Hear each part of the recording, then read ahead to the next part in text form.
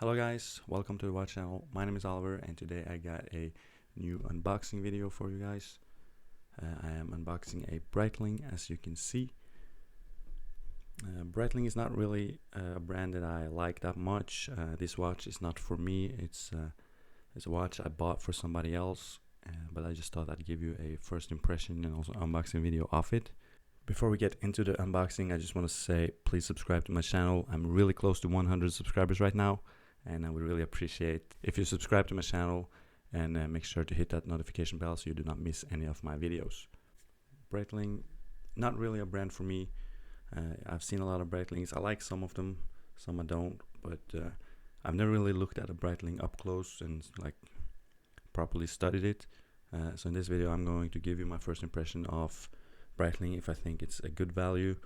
And this is a relatively affordable Breitling that's bought pre-owned, and I'm very excited to see what it looks like. So I'm gonna open up the box. I do not like the box a lot. Well, I don't like this part of it. This part is better.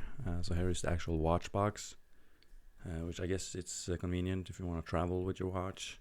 Here is some of the papers underneath and extra link for the bracelet and whatnot. So here is the box and here is the watch. So as you can see here, this is a Breitling Colt automatic. It is the 44mm version, and I'm just gonna take it off here 1 second. So here's the watch. It's as I said, a Colt 44. It's automatic. It's not wind up right now, so let's get it to run.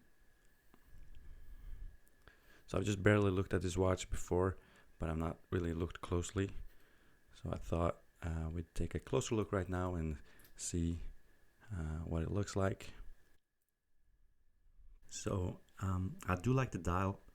It's slightly like a cream colored dial. It has a lot going on with the 24-hour markings inside. I like the 12 at the top. As you can see, it has anti-reflective coating in abundance. So the dial itself, I think, is very beautiful. It pops and looks good. I like the triangle in red on the tip of the second hand. The minute and hour hands are, nothing special, but it fits. I think the rest of the aesthetic of the watch and hour markers. It also has a date wheel on the 3 o'clock. A lot of text. It has the Breitling logo and the Breitling text with the 18. I can't even see what 1894 apparently. Quite a lot of text underneath. I can try and move the hour hands. Or hour hand. It's only one of them. There we go. The crown is a little hard to screw in, but it was very good to operate when it was screwed out. But it is a screw-on crown, and it is signed, as you can see. So you can see the text Colt in red, chronometer, automatic, 200 meters, 660 feet. So it's quite water resistant. You also have a chapter ring here with some numbers from 0 to 100. I'm gonna be honest and say I don't know exactly what that's for, but I think the dial of this watch is really beautiful. I think it looks really good, but something I don't like about this watch, and something I don't like about a lot of these Breitlings, is the bezel. It's the style of the bezel with this I guess the loom pip 1530 and 45, which is kind of carved out, or opposite of that, which sticks out like this.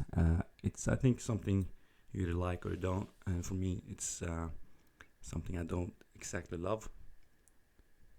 The rest of the bezel I really like. It's in brushed steel, which I think looks really good.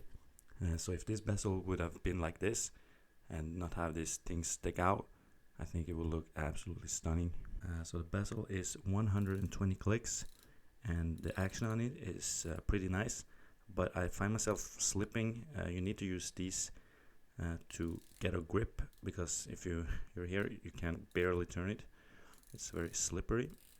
So in terms of operating this bezel, it's not the easiest, but the clicking itself is very comfortable, and it is no play in it. It lines up perfectly, and there's no issues with that whatsoever. So the case of this watch is full polish, which is something I generally don't like. I often prefer to have something brushed on the case, but I think with this brushed bezel and also the brushed bracelet, it kind of works. You can also see the bezel on the side is high polish and has these screws, so it does work. I don't mind it. It looks good. So here is the case back, Breitling chronometer, official something, and it is certificated for 200 meters, and now it's upside down. Like, my first impression of this watch is that the dial, everything is beautiful. I think the case and everything is okay. Finishing seems to be decent, nothing extreme.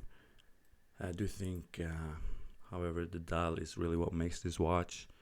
What I really love is the color of this dial.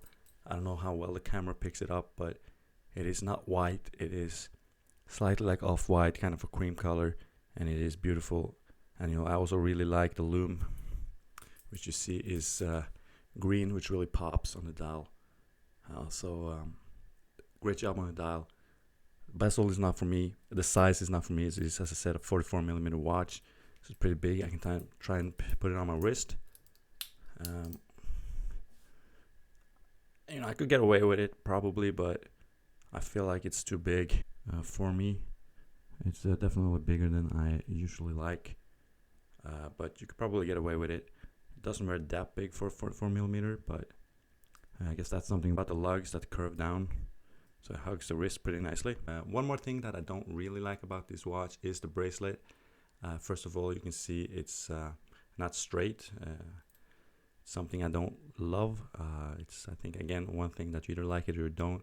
To me, that kind of looks weird, but don't really mind it that much. But it's just, I wouldn't want it like this, but I don't mind it being like that so much. Other thing is the clasp. It feels, it's like a snap clasp. Feels pretty cheap. It just doesn't feel amazing. Has the Breitling logo and then Breitling 1884. 84. Yeah, I think I said 94 on the dial, but 1884, of course. But the bracelet is okay, not amazing. So I think the clasp is really what lets this bracelet down. It doesn't feel amazing, and feels kind of cheap. But other than that, I think this watch is pretty nice. It's, again, not a watch for me, but if this came in like a 39mm, it would definitely be something I'd consider. Even though I don't like the bezel that much, I must say the dial is absolutely beautiful, and it is a nice watch. I cannot deny that. And yeah, I hope you guys enjoyed this little unboxing and first impression. This is genuinely my first impression of a Breitling watch, in terms of looking close up and feeling it. I've obviously seen and held many more before, but this is the first time I really sit down and take a closer look at the watch. And for me, as I said, the best characteristic about this watch is the dial, and the worst is the clasp on the bracelet. Other than that, nice watch. I hope you guys enjoyed this short little video. If you liked it and want to see more, please subscribe to my channel and hit the notification bell so you do not miss any of my videos. Also, I appreciate if you like the video. It helps me out a lot. And thanks so much for watching, and goodbye.